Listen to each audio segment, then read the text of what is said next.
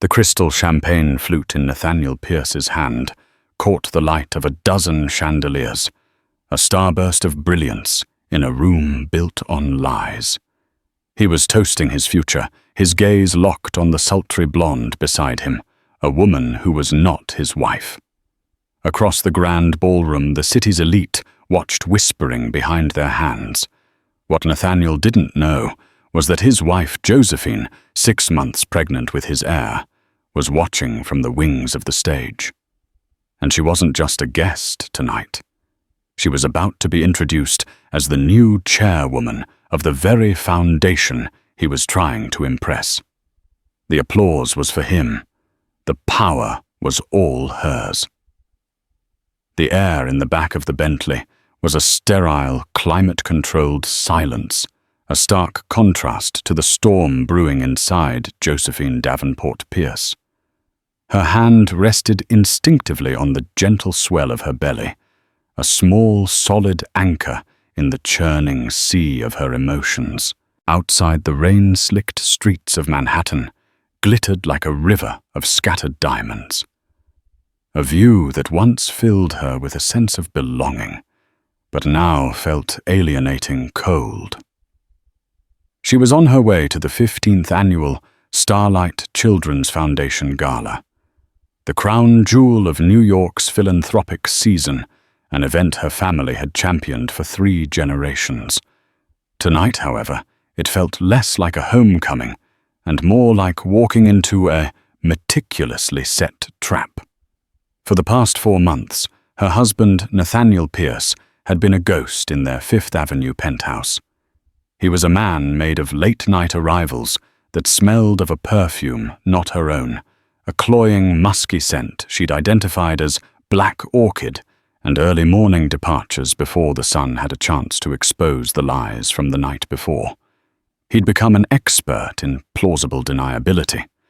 The long hours were for the Japanese merger, a deal that would supposedly cement his legacy.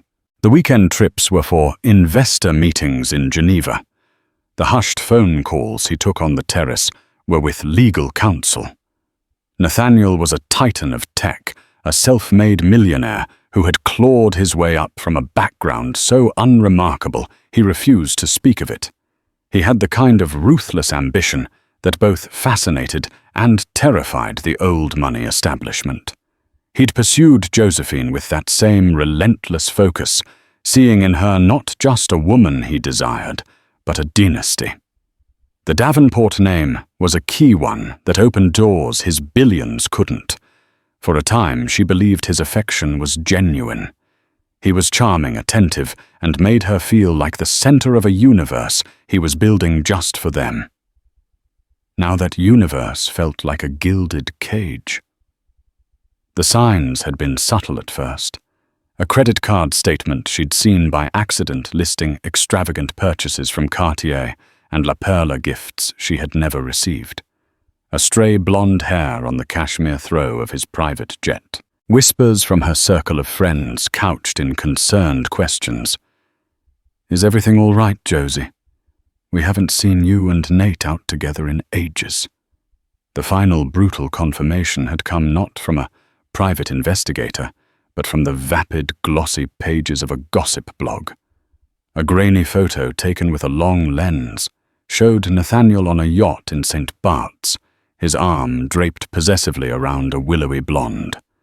Her name, the article gleefully reported, was Chloe Decker, a 24-year-old Instagram model and aspiring actress whose primary talent seemed to be attaching herself to powerful men. The caption read, "Tech mogul Nate Pierce warms up with a new model in the Caribbean sun." Josephine had stared at the image on her tablet until it blurred through her tears. It wasn't just the betrayal that cut so deeply. It was the public nature of it, the sheer arrogant carelessness. He wasn't even trying to hide it. It was a message, a declaration that he had outgrown her, that the security and legacy she represented were no longer enough to satisfy his voracious appetite for more. Her first instinct was to shatter something. Her second was to call her father Robert Davenport. He listened to her choked sobs without interruption, his silence a comforting, solid presence over the phone line. When she was finished, his voice was calm, but with an underlying edge of steel that had made corporate raiders tremble. "Josephine," he said, "you will not give him the satisfaction of a public breakdown. You are a Davenport. We do not crumble. We consolidate, we strategize, and we win. The gala is tonight. You know what you have to do." He was right. Crying in her penthouse would achieve nothing. The plan they had been formulating for the past 2 weeks, a contingency she had prayed she would never have to use, was now her only path forward. It was a plan born of quiet strength and devastating precision. The Bentley pulled up to the curb in front of Cipriani Wall Street. The grand columned facade was illuminated in sapphire blue light. Photographers swarmed the red carpet, their flashes creating a stroboscopic, disorienting effect. Josephine took a deep, steadying breath, the cool air filling her lungs. Her driver, a man who had been with her family for 30 years, opened her door. "Mrs. Pierce," he said, his voice soft with unspoken sympathy. She gave him a small, determined smile. "It's Miss Davenport tonight, Thomas. Just for tonight." She stepped out of the car. She wore a bespoke gown of deep emerald silk that fell gracefully over her pregnant form, a color that accentuated the feu in her auburn hair and the fierce resolve in her green eyes. She didn't wear the ostentatious 20-carat diamond Nathaniel had given her. Instead, on her hand was a single magnificent emerald ring that had belonged to her grandmother, a symbol of Davenport matriarchal strength. She paused for the cameras, her expression serene, regal. She was not a victim. She was the calm at the center of a hurricane she was about to unleash. Inside the ballroom was a breathtaking spectacle of power and wealth. Soaring marble columns reached up to a domed ceiling painted with frescoes, and crystal chandeliers the size of small cars dripped light onto the assembled guests. The air hummed with the murmur of 1,000 conversations, the clinking of glasses, and the soft strains of a string quartet. This was Josephine's world, a world of hushed influence and unspoken rules, a world Nathaniel had so desperately wanted to conquer. She moved through the crowd with an easy grace, greeting fellow board members, old family friends, and city dignitaries. Each smile she offered was genuine, yet guarded. They saw Josephine Davenport, the elegant, pregnant heiress, the perfect hostess. They saw nothing of the shattered woman beneath the silk armor. She exchanged pleasantries with a U.S. senator and discussed a new pediatric wing with the CEO of Mount Sinai. She was performing the role she was born to, a dance of diplomacy and charm she had mastered before she could walk. Her eyes scanned the room, a predator's sweep masked by social grace. And then she saw them.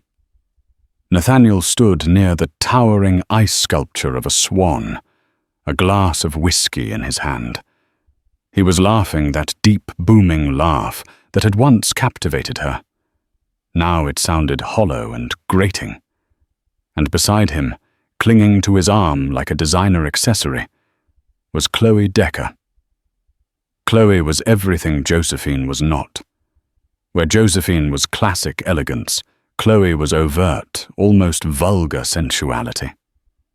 She was poured into a shimmering gold dress that left little to the imagination, her platinum blonde hair styled in a way that screamed for attention. She gazed up at Nathaniel with a look of pure adoration, but her eyes darted around the room, cataloguing every important face drinking in the wealth and power that surrounded her.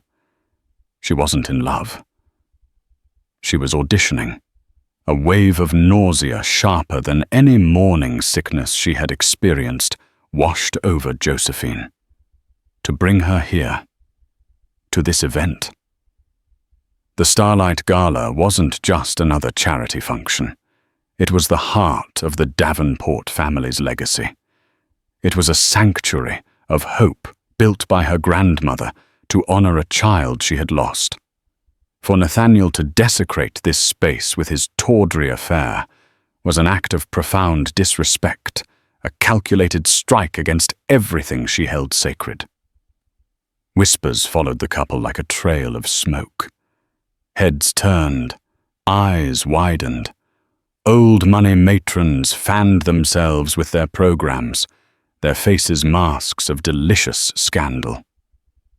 They pitied Josephine, but they were also thrilled by the drama. This was better than Broadway. Nathaniel finally spotted Josephine across the room. For a fleeting moment, a flicker of something guilt-surprise crossed his face. He hadn't expected her to come. In his arrogance, he likely assumed she would be at home weeping into her pillow. He disentangled himself from Chloe murmuring something in her ear and began to make his way towards his wife. "Josie." He began, his voice a low, placating hum as he reached her. "I'm glad you made it. I was worried you weren't feeling up to it." "I wouldn't miss it for the world, Nathaniel," she replied, her voice cool and even. She didn't look at him instead, keeping her gaze on a point over his shoulder. "It's a very important night for my family." She emphasized the word, my. He had the decency to look uncomfortable. "Listen about..." He gestured vaguely back towards Chloe, who was now pretending to be fascinated by the ice sculpture. "It's not what it looks like. She's the daughter of a business associate, a potential investor. I'm just being hospitable." The lie was so bald-faced, so insulting in its lack of effort, that Josephine almost laughed. He thought she was a fool. After all this time, he still believed she was the naive, trusting girl he had married, not the woman who had spent a lifetime watching men like him operate. "Is that so?" she said, finally meeting his eyes. Her gaze was flat, devoid of the warmth he was used to. "Then you won't mind if I don't ask you to join me at the head table. I'm sure your guest would feel out of place, sitting with my father." Before he could respond, her father, Robert Davenport, appeared at her side. He was a tall, imposing man in his late 60s, with a full head of silver hair and eyes that missed nothing. He completely ignored Nathaniel, placing a protective hand on his daughter's arm. "Josephine, my dear, Senator Thompson is asking for you," he said, his voice a calm counterpoint to the tension radiating from Nathaniel. He then turned his head slowly, his gaze falling upon Nathaniel with the force of a physical blow. He didn't say a word. He didn't have to. The look of pure, unadulterated contempt was enough. As Robert led Josephine away, she allowed herself one last glance over her shoulder. She saw Nathaniel standing alone, his face a thunderous mask of fury and humiliation. He had wanted to make a statement tonight, to show this world that he was his own man, bound by no one. And in a way, he had succeeded. He had just made the wrong statement to the wrong people. He retreated back to Chloe's side, his posture rigid, grabbing 2 glasses of champagne from a passing waiter and handing one to her. He was doubling down. It was a fatal miscalculation. The first act of the evening was over. The players were in position. Now all Josephine had to do was wait for his cue. The evening progressed with the clockwork precision of all Davenport-hosted events. The dinner service was flawless. The speeches from the hospital beneficiaries were heartwarming, and the silent auction was raising astronomical sums. From her seat at the head table nestled between her father and the mayor of New York, Josephine played her part to perfection. She smiled, she applauded, she made gracious conversation.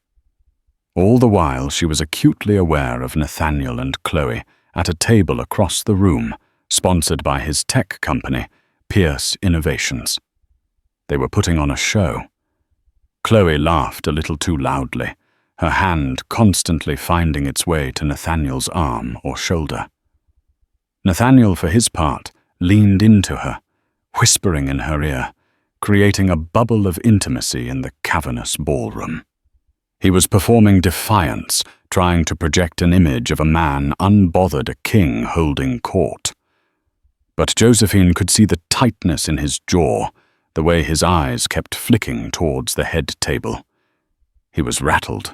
He was used to being the one in control, and for the first time in a long time, he felt the ground shifting beneath his feet. Then came the part of the evening reserved for major donors. The gala's master of ceremonies, a well-known news anchor, took the stage. "Ladies and gentlemen," he boomed, his voice resonating through the hall, "tonight we have been blessed with incredible generosity, and one of our most significant patrons this year is a man whose name is synonymous with innovation and forward-thinking, the CEO of Pierce Innovations, Mr. Nathaniel Pierce." A polite but strained applause rippled through the room. Nathaniel stood up, straightening his bespoke Tom Ford tuxedo. He gave Chloe's hand a squeeze before striding towards the stage, the spotlight following him.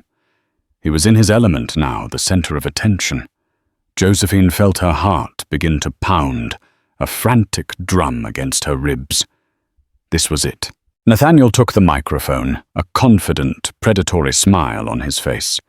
He started with the expected platitudes, thanking the foundation, praising the doctors, and talking about the importance of investing in the future. He was a gifted public speaker, his words weaving a spell of corporate responsibility and heartfelt philanthropy.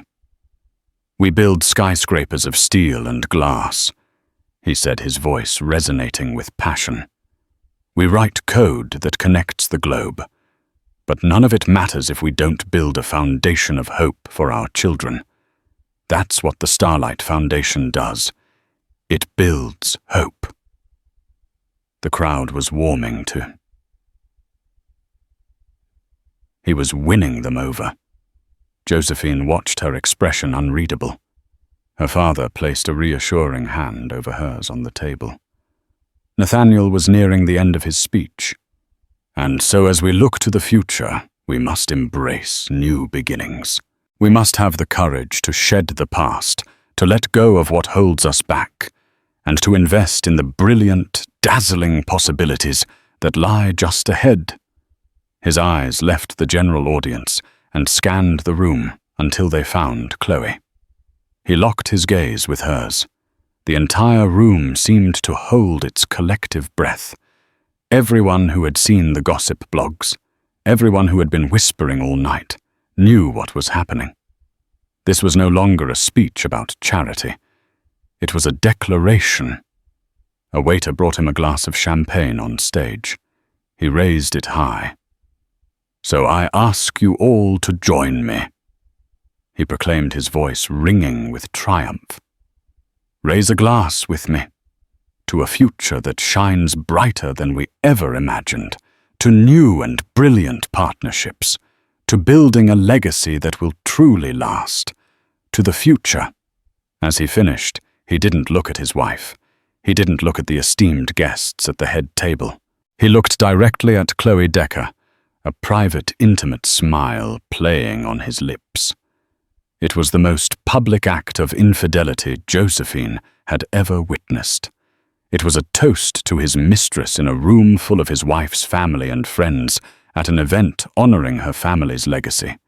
He had just detonated a bomb in the middle of his own life, and he was smiling, thinking he was the only one who would walk away from the blast. The applause was scattered, uncertain. The meaning of his words, of his pointed gaze, hung in the air thick and suffocating. The scandal was no longer a whisper. It was a confirmed, undeniable fact, served up on a silver platter for all of New York society to consume. Nathaniel, basking in what he believed was his moment of victory, walked off the stage. He didn't see the look on Robert Davenport's face, a look of cold, murderous rage. He didn't see the pitying glances being sent toward the head table. And most importantly, he didn't see the terrifyingly calm, almost serene expression that had settled over his wife. He thought he had just ended a chapter. He had no idea she was about to burn the entire book. As Nathaniel returned to his table, greeted by a beaming Chloe, who kissed him with theatrical passion, a profound stillness settled over Josephine. The roaring in her ears subsided. The frantic pounding of her heart slowed to a steady, resolute rhythm. The pain was still there, a white-hot ember deep in her chest, but it was being rapidly cooled by something else, an icy, crystalline certainty. He had given her the gift of clarity. There were no more doubts, no more hopes for reconciliation, no more wondering if she was misreading the signs. He had shown her and the entire world exactly who he was, and in doing so, he had freed her. She turned to her father. His face was a mask of controlled fury. His knuckles were white where he gripped his water glass. "Are you ready, my dear?" he asked, his voice a low rumble. Josephine met his gaze, and in her eyes he saw not the fragility of a heart-broken daughter, but the reflection of his own iron will. "More than ready," she said, her voice clear and without a tremor. "He just wrote the introduction to my speech for me." She excused herself from the table, needing a moment alone before the maelstrom. She didn't retreat to the powder room, where she would be met with sympathetic whispers and cloying pity. Instead, she walked with purpose towards the backstage area, her emerald gown flowing behind her. A stagehand headset on moved to stop her, but faltered when he saw the look on her face. She found a small, dark alcove behind a stack of equipment cases. The sounds of the gala were muffled here, a distant, surreal hum. Leaning against the cool brick wall, she closed her eyes and took a deep breath, focusing on the tiny life inside her. This was no longer just about her own pain or pride. This was about the future of her child, a future she would not allow to be shaped by a man of such casual cruelty and profound weakness. She would not raise her son or daughter in a house built on lies. She would build them a fortress of truth and integrity, and she would lay the first stone tonight. Her mother, who had passed away 3 years ago, had been the chairwoman of the Starlight Foundation for 25 years. It had been her life's work. After a long illness, she had passed the torch to Josephine in her will, a secret kept within the family and the foundation's inner circle, pending a formal announcement. The plan had always been for Josephine to be revealed tonight, a surprise to the philanthropic community. Her mother had envisioned it as a triumphant moment, a passing of the generational mantle. Now it would be a coronation of a different sort. Her phone buzzed in her small clutch. It was a text from her lawyer, a man whose retainer was almost as legendary as his ruthlessness.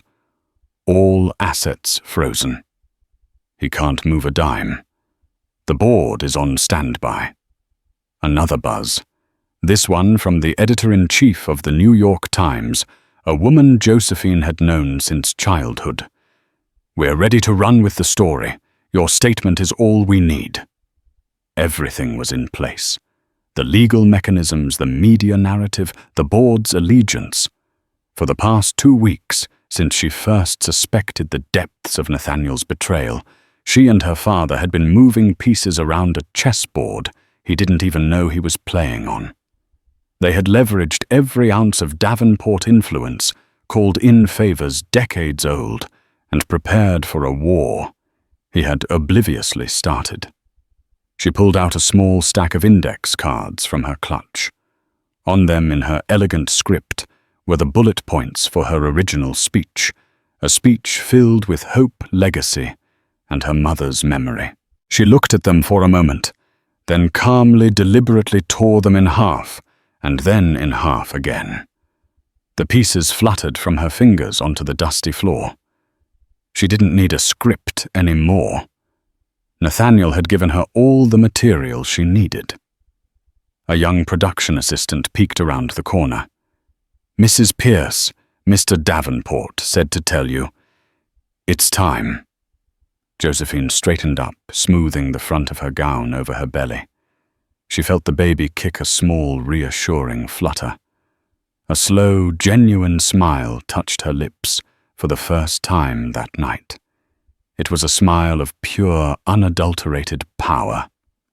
She walked from the shadows of the wings towards the stage, her posture perfect, her head held high.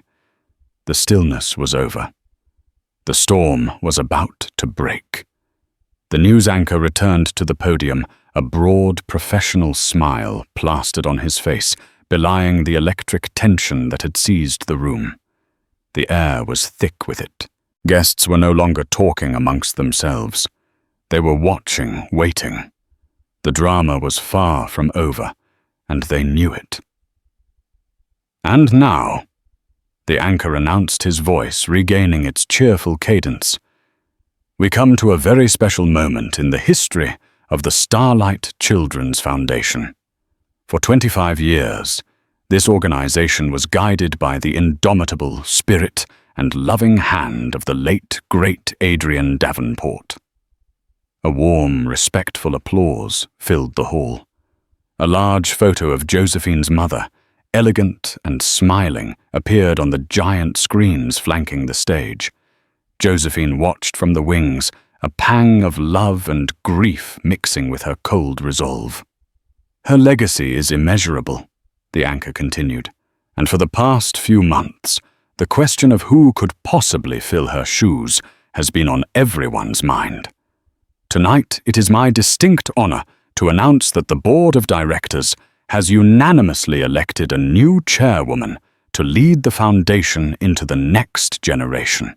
A woman who embodies the same grace, intelligence, and dedication as her mother before her." At his table, Nathaniel Pierce leaned back, a smirk on his face. He whispered something to Chloe, who giggled. He assumed this was some elderly board member, a placeholder. The Davenport legacy in his mind was a relic. He was the future. Josephine took one final deep breath and stepped into the light. "Ladies and gentlemen," the anchor boomed, his voice swelling with importance, "please join me in welcoming the new chairwoman of the Starlight Children's Foundation, Mrs. Josephine Davenport Pierce." A single powerful spotlight hit Josephine as she emerged from the wings. For a full 3 seconds, there was absolute stunned silence. The only sound was the faint hum of the air conditioning. Across the vast ballroom, 1,000 pairs of eyes were fixed on the pregnant woman in the emerald gown, her expression poised and unyielding. Then the sound hit. It wasn't the polite, scattered applause from before. It was a roar. It started at the head table where her father stood leading the ovation. It spread like a wildfire through the room as the full, shocking implication of the moment dawned on everyone. This wasn't just an announcement. It was a counter-move. It was a coup. Josephine's gaze swept across the sea of faces until it landed on Nathaniel. The color drained from his face. His confident smirk dissolved into a mask of pure, uncomprehending shock. His glass, halfway to his lips, froze in midair. He looked from Josephine on the stage to her father, who was now staring at him with undisguised hatred, and back to Josephine. The trap had sprung, and his own leg was caught in its steel jaws. Beside him, Chloe Decker's glamorous facade cracked. Her painted smile faltered, replaced by a look of confusion, and then dawning horror. The powerful man she had attached herself to was suddenly looking very, very small. The adoring gazes she had been soaking up all night had turned to ones of pity and contempt. She was no longer the exciting home-wrecker. She was just the tacky, foolish mistress, a casualty in a war she hadn't even known was being waged. Josephine walked gracefully to the podium, the applause thundering around her. She shook the anchor's hand, her smile never wavering.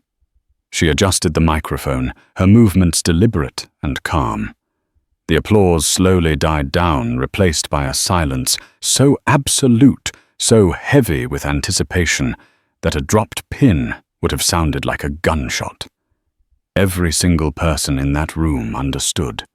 The wife had just taken the stage, and the real show was about to begin. Josephine looked out at the silent, expectant crowd, her gaze calm and steady. She did not look at her husband. To look at him would be to acknowledge him, and he had ceased to exist in her world. He was now merely a problem to be managed, a piece to be swept from the board. "Thank you," she began, her voice resonating with a quiet authority that commanded the room's full attention. It was her mother's voice, imbued with her own steely resolve. "Thank you all. I am deeply honored and humbled to accept the position of chairwoman for the Starlight Children's Foundation, an organization that has been the heart and soul of my family for as long as I can remember." She paused, letting the weight of her lineage settle over the audience. "My mother, Adrienne Davenport, built this foundation on a simple but unshakable principle that our first and most sacred duty is to protect the vulnerable. She believed in integrity and legacy and in the strength of family. Not just the family we are born into, but the family we build around us, a community bound by trust, loyalty, and a shared moral compass." Every word was a perfectly aimed dart. Trust, loyalty, moral compass. The subtext was so clear it was practically text. The air grew colder.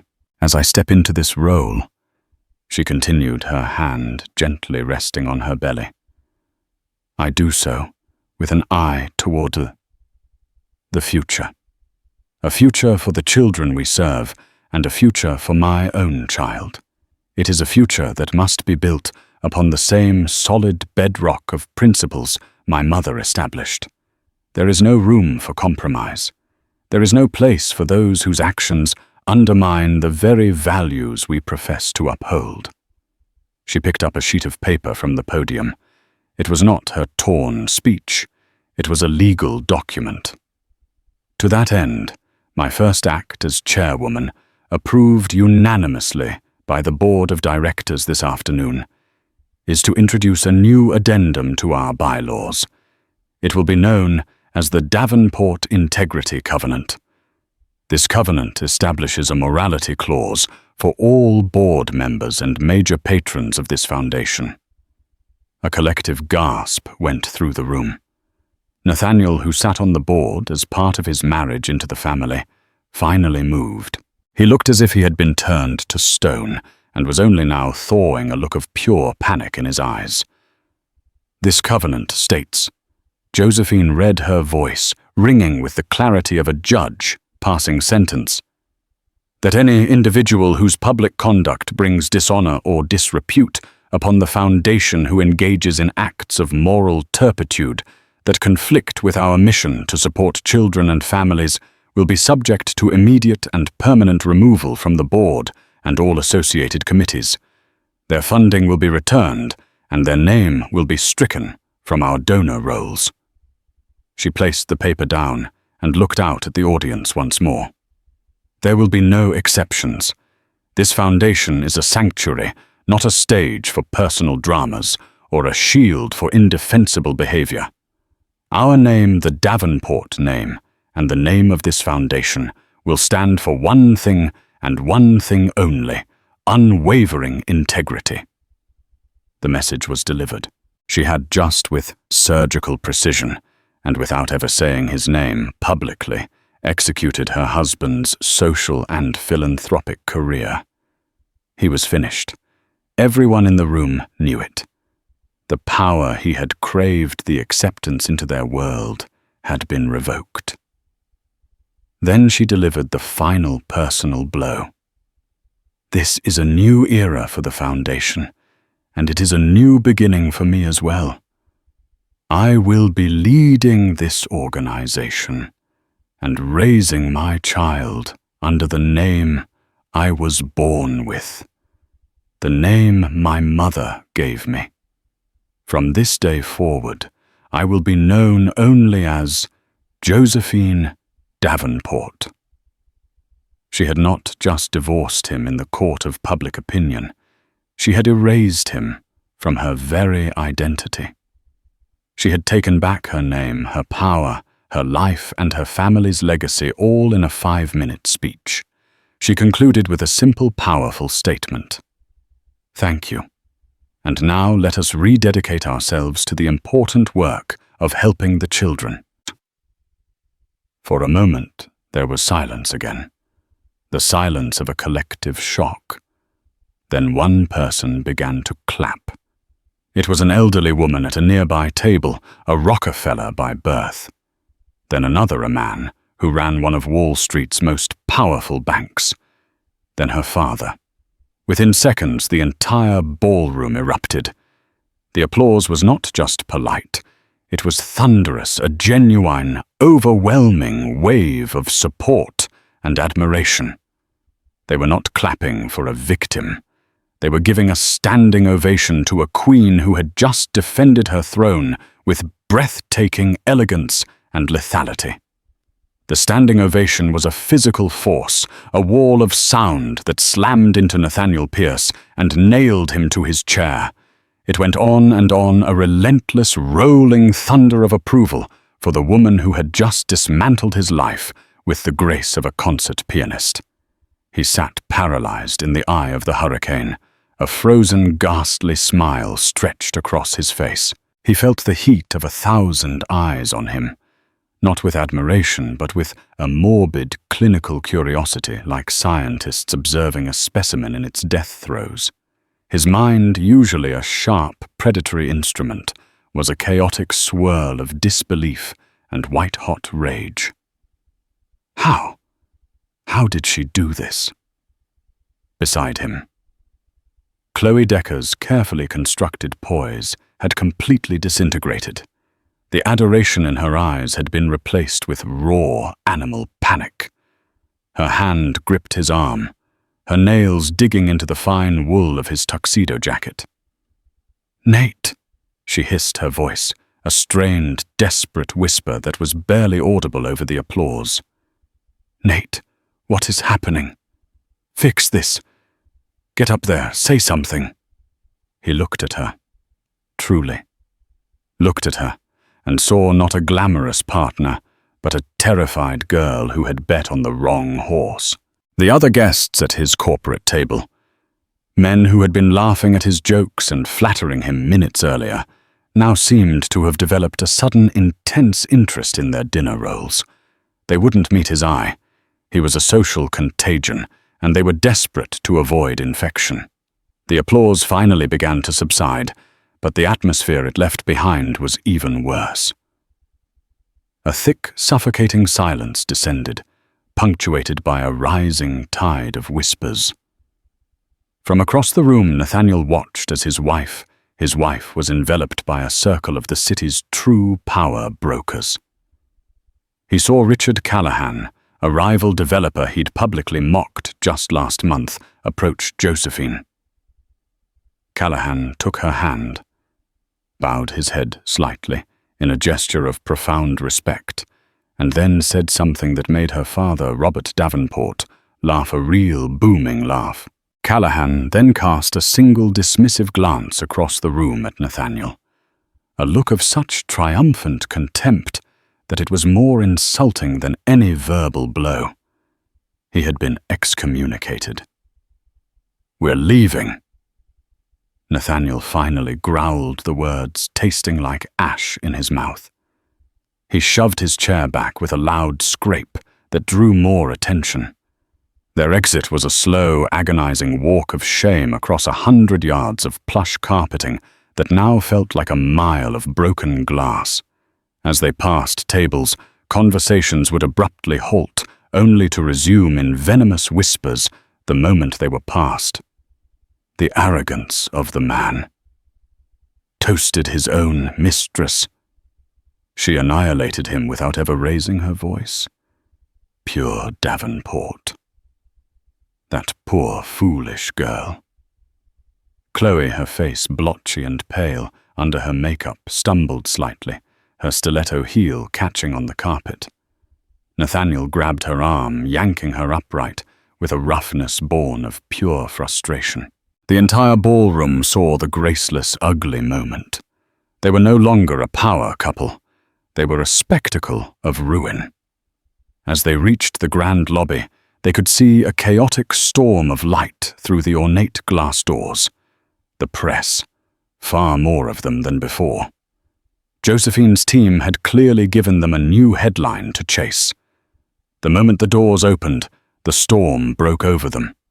A blinding barrage of camera flashes turned the rainy night into a flickering, disorienting nightmare. Microphones and phones were shoved in their faces. The reporters were like sharks in a feeding frenzy. "Mr. Pierce, is it true you've been removed from the Starlight Board? Chloe, was he worth it? Nathaniel, what will this do to your company's stock on Monday? Was your toast to your mistress worth your entire fortune?" That last question, shouted by a sharp-faced reporter from the Post, struck a nerve. Nathaniel, his composure completely shredded, shoved a cameraman out of his way. "No comment, get out of my way!" He snarled, the sound of his own desperate voice only adding to his humiliation. He pulled Chloe through the scrum, her sobs now audible as they finally burst free onto the rain-slicked sidewalk. He fumbled for his phone, his hands shaking with fury as he tried to call his driver. As the screen lit up, a new email notification glowed ominously at the top. The sender was his chief legal counsel. The subject, urgent court order. Asset freeze and board removal. He stared at it, the raindrops splattering on the screen, blurring the words that confirmed his utter ruin. While he had been preening and posturing her, lawyers had been executing a perfectly timed legal ambush. He was a billionaire on paper, but at this moment he was locked out of his own empire. A sleek black town car, not his own, glided to a stop at the curb. The back door opened, but it wasn't a driver who emerged. It was Frank, the head of Robert Davenport's security detail, a man whose loyalty to the family was absolute. Frank, who had once nodded respectfully to Nathaniel, now looked at him with an expression of cool professional indifference. "Mr. Pierce," Frank said, his voice flat. He offered no greeting, no sympathy. "Frank, what the hell is this?" "Where's my car?" Nathaniel demanded, trying to cling to one last shred of authority. "Your service has been terminated," Frank replied calmly. "I'm instructed to inform you that your access codes and keys for the Fifth Avenue residence have been deactivated. Your personal effects will be packed and delivered to your office tomorrow morning." He then held out a thick, legal-sized envelope. "And I was asked to give you this." Nathaniel snatched the envelope. His name was typed on the front. He tore it open. The first page read, "Petition for dissolution of marriage." Beneath it was a temporary restraining order, barring him from all Davenport properties and from contacting Josephine directly. He looked up from the papers, his world tilting on its axis. He saw the town car's back door close. Through the tinted rain-streaked window, he could just make out the elegant silhouette of Josephine. She was looking straight ahead. She didn't grant him so much as a final glance. The car pulled away from the curb with a quiet, powerful hum, merging seamlessly into the river of taillights on Wall Street. And Nathaniel Pierce was left standing on the wet pavement in the cold, unforgiving rain with a sobbing mistress he no longer wanted divorce papers in his hand, and the crushing, suffocating knowledge that he had not just lost a fight. He had been a casualty in a war he never even knew he was fighting. He had mistaken a queen for a pawn, and she had swept him and his entire world off the board. 4 months later, the first heavy snow of the season was falling on Manhattan, a thick, silent blanket that muffled the city's relentless energy and turned the view from the Davenport Foundation's offices into a living watercolor. From her new corner office, her mother's old office, Josephine watched the flakes drift past the floor-to-ceiling windows. The city below, once the stage for her public humiliation and triumph, now seemed distant, a problem solved. The fallout from what the press had christened the Gala coup had been a roaring inferno that had systematically consumed Nathaniel Pierce's world. The story had a life of its own, becoming a parable of modern hubris. Nathaniel, the self-made titan, was now the poster child for catastrophic miscalculation. His desperate attempts at damage control, a series of disastrous interviews where he blamed the suffocating pressure of old money, only dug his grave deeper. The board of Pierce Innovations, facing a shareholder revolt and a PR nightmare that was eroding their stock value by the hour, had convened an emergency meeting. Within a week, he was ousted from the company he had built, forced out with a severance package that was insulting in its modesty. The much-vaunted Japanese merger evaporated. Deals he had spent years cultivating vanished overnight.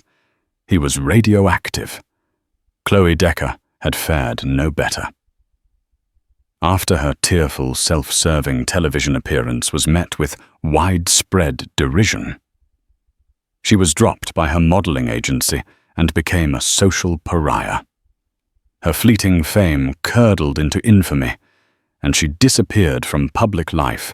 Her Instagram account deactivated a ghost in the digital world she had so desperately tried to conquer.